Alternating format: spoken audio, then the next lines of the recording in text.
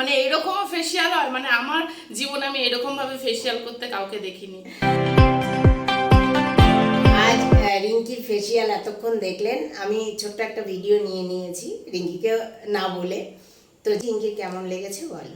First time এলো রিঙ্কি? হ্যাঁ, প্রথমবার এসেছি বন্দনাদির কাছ থেকে শুনে।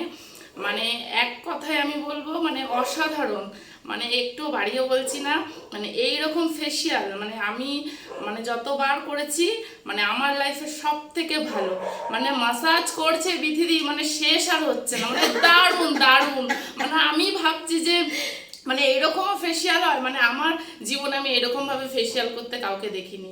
সত্যি আমি একটু বাড়িয়ে বলছি না, খুব সুন্দর খুব সুন্দর, আমার খুব ভালো লেগেছে। আমি বারবার আসবো তোমার কাছে, ঠিক আছে? Thank you. খুব ভালো লেগেছে, তোমরাও আসবে কিন্তু। তোমরা একবার করলেই বুঝতে পারবে অন্য জায়গার থেকে এইখানকার যে কি চেঞ্জ আছে তোমরা। আমি যখন এসেছিলাম আমার মুখটা কিন্তু এতটা গ্লো করছিল না।